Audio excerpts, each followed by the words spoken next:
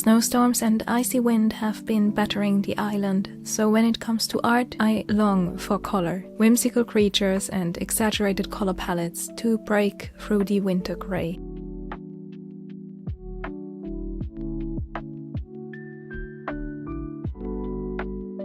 Last night I sat down with a whole bunch of colored pencils, 2 space heaters, 1 candle and my largest sketchbook to doodle away. The wind was howling outside and I kept reaching for warm, vibrant shades. Magenta instead of brown, ultramarine blue instead of gray.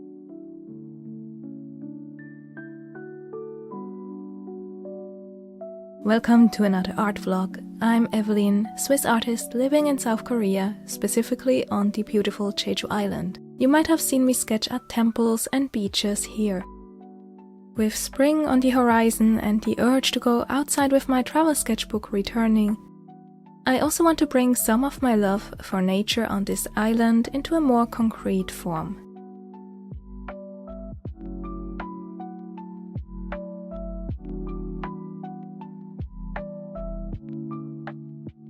Now, what are these sketches for? These are ideas for my Cat's Guide to Jeju, a whimsical art book in which we see Jeju-do through a cat's eyes.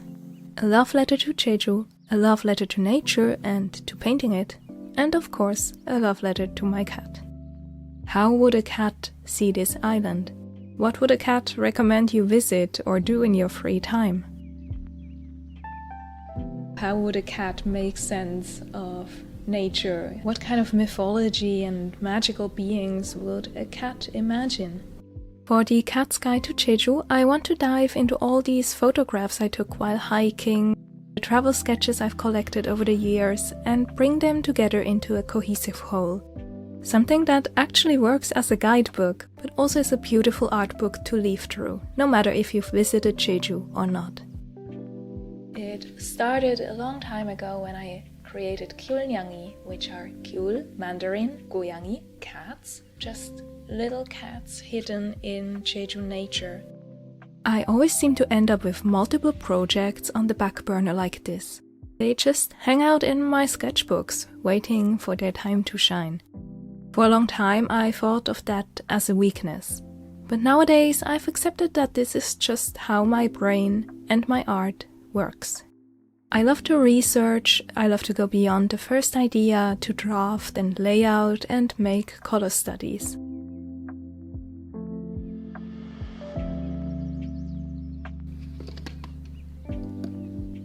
So last night I sat down, I actually used that new set of colored pencils I had reviewed. And maybe because it's the first time I have a full set of colors, not just like single shades that I collected in various earth tones.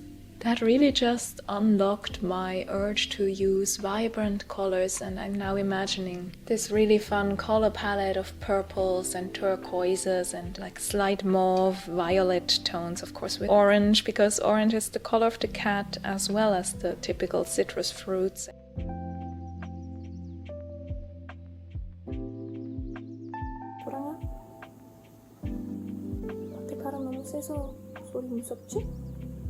Who wouldn't want to draw a little book about this little guy here?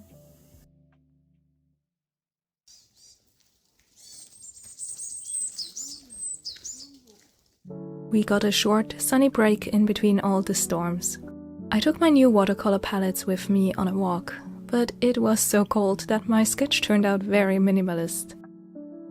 This is Bijarim, a nutmeg tree forest, and I love coming here for inspiration. Some of the amazing gnarly trees here will, for sure, show up in the cat guide illustrations as well.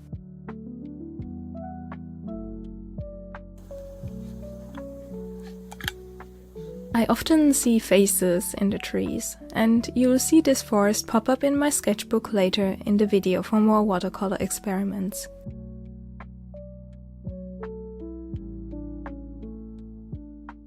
Because right here and right now, my hands were freezing and I just doodled a tiny tree before heading out.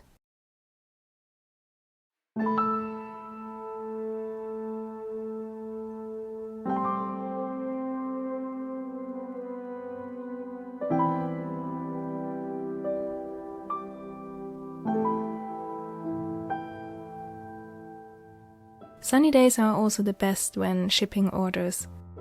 I prefer walking to the post office to soak up some sunlight if at all possible. This week I've been shipping some stickers and prints, but only visited the post office twice because of the bad weather.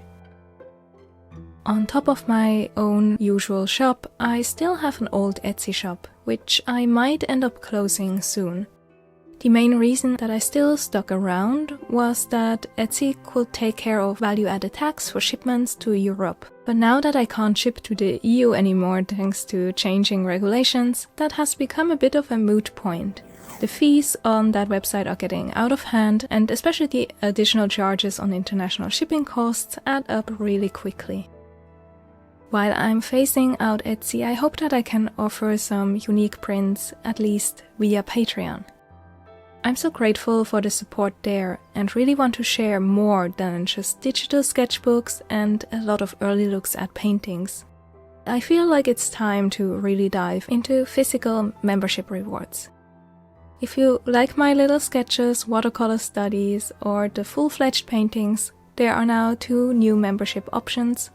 One for snail mail that ships monthly with small prints and stickers, and then a larger print version that ships via international airmail every 2 months.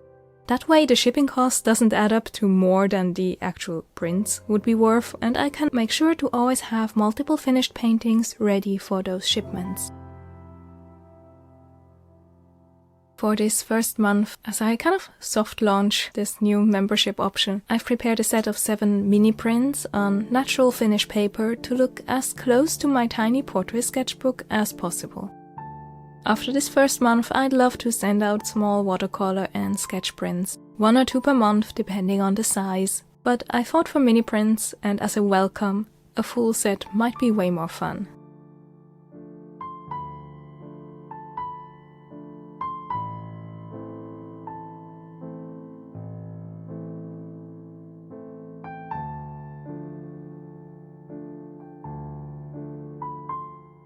I used the remaining daylight with just light snowfall to finish up some sketches I'd started on another late night while rewatching the first season of Severance. These are for a small painting for an exhibit that's coming up soon with Inverarity Gallery. The theme is Ocean Tales, and so I've been playing around with my Sea of Stars theme again.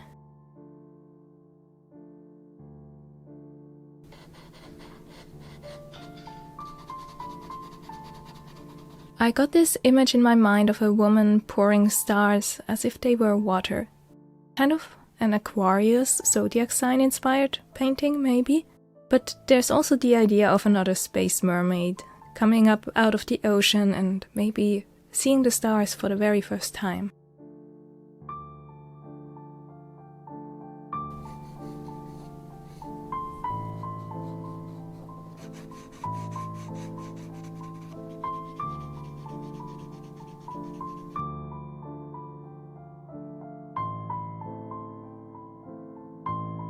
The Galaxy Art series is the very first spread in my concept sketchbook, and it's a personal pet project of mine, as I love space photography. As you can see, I still default to gray tones and indigo blue when sketching, but here, too, colored pencils of all shades slowly made their way into my sketchbook. I also started the Lufian painting a couple days ago. I'll show more of that process in a future video. You might remember this little canvas from a recent art haul. The light is doing a bit of a back and forth. It goes from snowing to sunshine. I'm just gessoing, as that's something I can do no matter the lighting situation.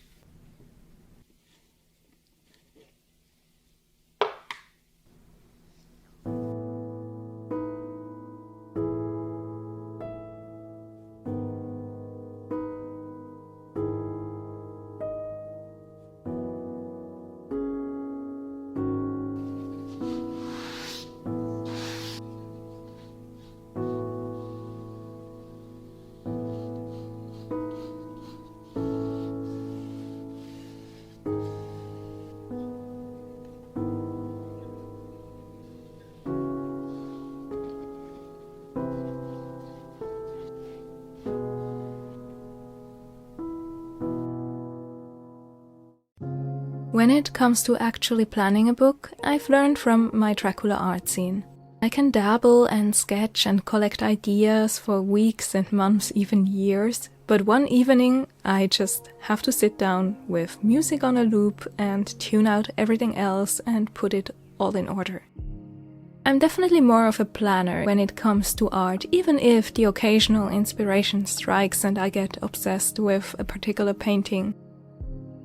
Do you have a specific method or environment to put yourself in the right mind space to tackle a project?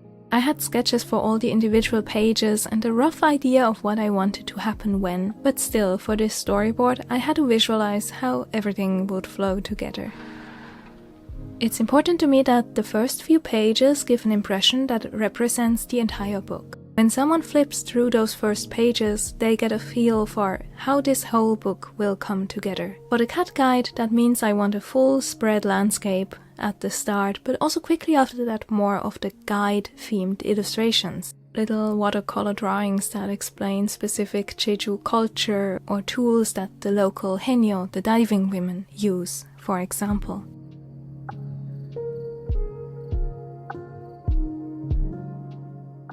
The moment I put the sketchbook down somewhere, our cat sat on it. I think that means he approves. Maybe he believes he's a bird and can speed up the hatching process like this. I'd spilled some water over old watercolor paper and the rest of it I cut up into these small mini pages here. So I want to use them also for other paintings, but mostly as color tests and to make a little mock-up of the different illustrations for this booklet, I think.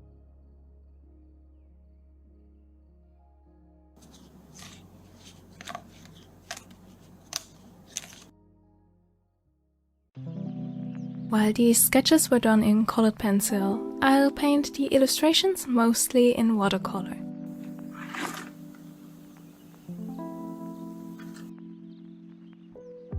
That will balance my acrylic work. It's a looser, less controlled medium, something I could paint in the morning to warm up before moving on to more elaborate acrylic illustrations. I've been diving back into this old favorite art medium lately, as you could see in most of my recent art videos. The last set from our shared art haul, in which I bought several watercolor sets to share 50-50 with a friend, arrived. There's some color overlap, as the original set my friend had ordered had delivery issues, so after switching around a bit, we did end up with some duplicates, but we're happy nonetheless, as the duplicates turned out to be some of our favorite paints among these, so having one each really isn't much of a downside. With the bad weather that dragged on for over a week, I stayed home a lot and finished this watercolor palette. A mix of old favorites and new discoveries. One new addition is the Aussie Red Gold. I was so excited to get my hands on this one. I loved the Daniel Smith quinacridone gold, so anything with gold in its name brings to mind that luminous shade. But where the quinacridone gold is a yellow that leans cool, even looking a bit sickly in its first translucent color layer, the Aussie Red Gold is warm and glowing. I know exactly what I'll be using this shade for, so keep your eyes open during my sketchbook painting session. When filling watercolor pans like this, I go with very thin layers and use a needle or toothpick to spread the paint out evenly. This way I can avoid air bubbles and the paint, after all the moisture has evaporated and it's formed a solid, contracts more evenly. Especially for larger pans, don't fill them all in one go without any mixing.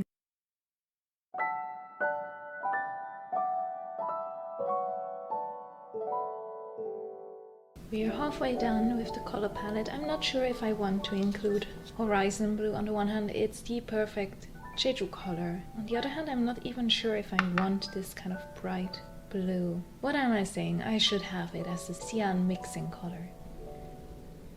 C, M, Y for yellow, K for black. I can't even see the road anymore over there. and I'm currently procrastinating on some work. So in the evening, after I've filmed this, after I've finished work, I'll probably retreat to the warmest part of the house, maybe watch Severance with my partner.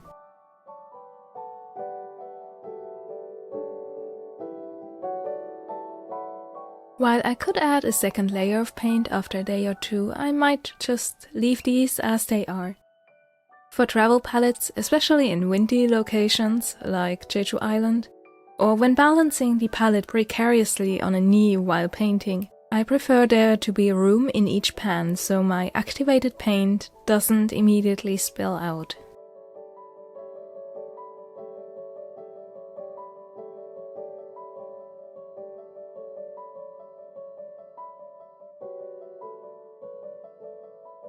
I'm now done setting up this palette. It includes a lot of those granulating shades I'd experimented with in my last sketchbook session video, but combined with more vibrant, non-granulating shades to have a full range of mixing colors.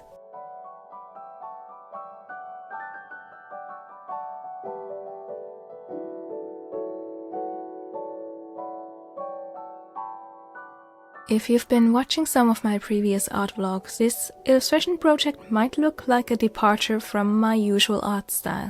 In a way that's true, and in a way it really isn't. Before getting into realism, portraits and fantasy art, cute little watercolor art was all I painted in my free time, as I was still working pretty much full-time in marketing and storyboarding. I like to have balance in all things. Artists are often encouraged to find a niche, and while that's probably smart if you want to attract an audience, it's also very constraining. I learn a lot whenever I hop from one facet of my art to another. The color palettes here might inspire my fantasy art. The portrait sketches I draw give me more line control for when I sketch my little cat character. My fantasy illustrations make me want to find the magical and mystical in my surroundings. So, if you're watching this, I'd be very curious, do you see the connection? Or do these art vlogs feel like they are made by 3 different people?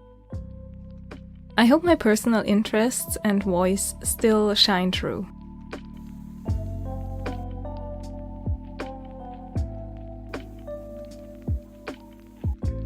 When it comes to mixing colors, I gravitate towards 2 different mixing triads. A CMYK inspired one with a cyan, magenta and yellow paint, plus then black in most cases, and the classic red, blue, yellow primaries. Let me show you how these look in comparison and why you might pick one over the other for certain paintings, but still want both options in your palette. My yellow is actually the quinacridone gold again. I found that even when I have a yellow on my palette, I still reach for this one more as it looks so different when translucent as opposed to a more intense application, and I love that variety. You could use something like a Hansa Yellow Light or Lemon Yellow instead of this. Then the Rhodonite Genuine from that Primatex set I'd tried out makes up my magenta, and the Horizon Blue is my cyan. These 3 shades all create very vibrant, clear mixes. Orange, green and violet, perfect for light effects, flower fields, luminous skin tones. In comparison, the red, a Pyrrole Scarlet, blue, ultramarine blue, and the same quinacridone gold create deeper, more muted mixes. These would look more natural in landscapes and can fit seamlessly in more paintings.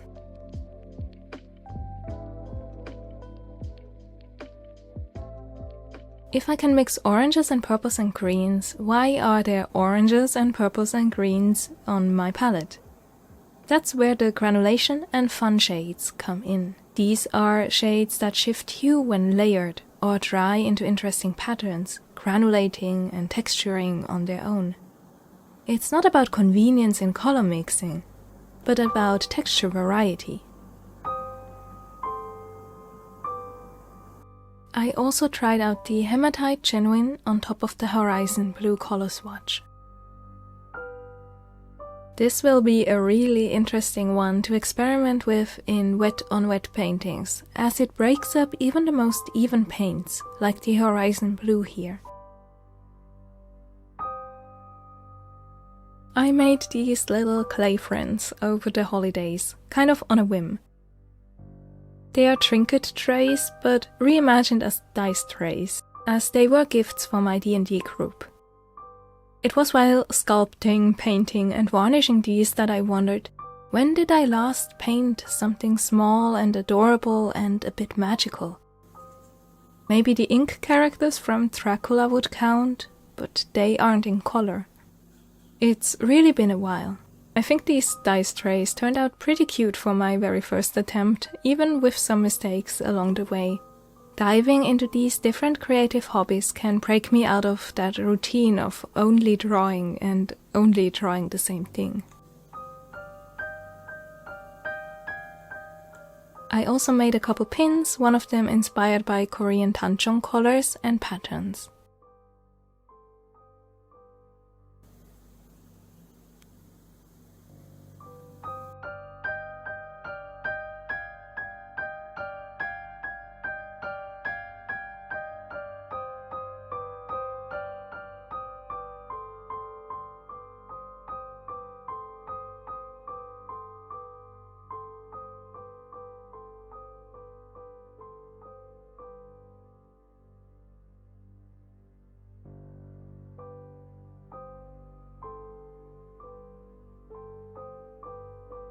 After the last snowflakes had blown away and the sunlight could finally hit my little filming table here in full force, I couldn't resist painting a small sample for my watercolor book illustrations.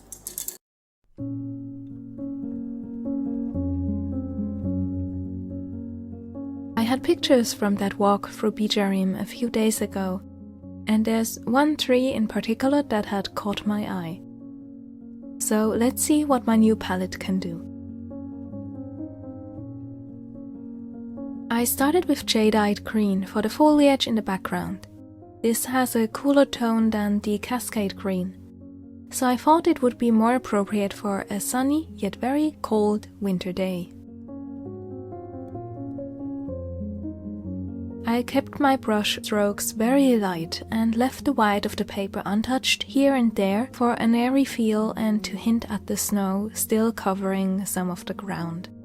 The tree bark itself was perfect for the hematite genuine. It's not as overpowering as lunar black would be, but just creates texture and granulation with whatever other color I mix it with. In this case, Piemontite genuine.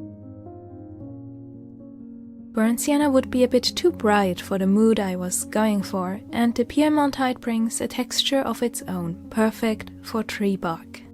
I didn't want to overemphasize the sunlight, so I kept the form shadows at mere hints. A bit more hematite on the right side of the tree and under branches. The more intense your shadows in contrast, the more intense light it implies. The snow on the ground also reflects sunlight back up at the trees, so shadows on the underside of branches would look even lighter than usual.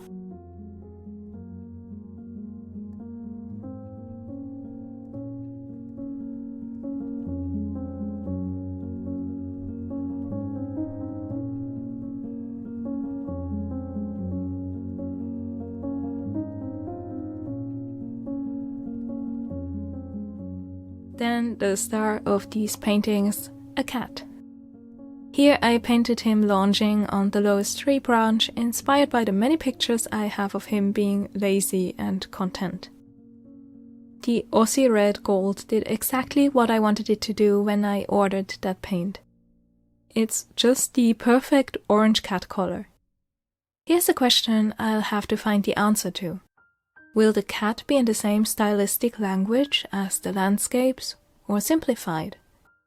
At the moment I'm thinking slightly simplified, so that it looks cuter and more expressive, but still with that same airy watercolor quality.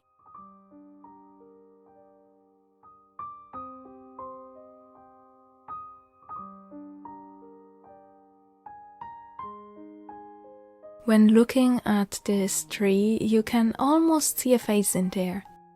And I wanted to keep it at almost. There's the nose, and I emphasized a few shadows for what could be eyes or a mouth peeking up from outside of the frame's constraint, but it's just a suggestion, a place where imagination can take over.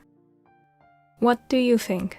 Are you excited for some cat illustrations? I have to figure out little cat expressions and poses and can't wait to share those with you in future art vlogs. If anyone's interested, a step-by-step painting process of a full illustration for this book idea could also make for a cozy video.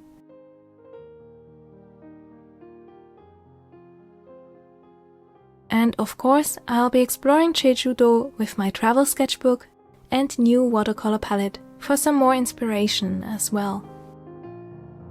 I hope you enjoyed this look behind the scenes of how I dive into a new project. The baby steps I take, the procrastination, the huddling up with paints and paper and coffee to bring some color to cold winter days.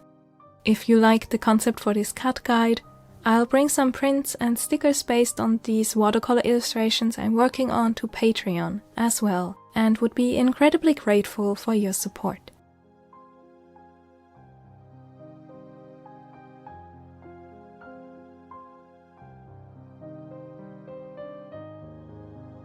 At the very end, on an impulse, I reached for my Derwent drawing Chinese white to add a hint of stripes to the tail and fur, and I really like how that looks. It's very subtle and brings a different texture that would help with that style difference of cat versus landscape.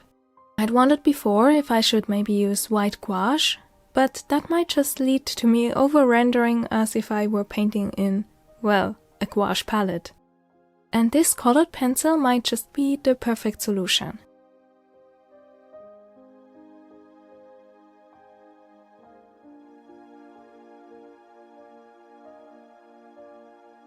In the meantime, happy sketching, and I hope to see you in my next art video.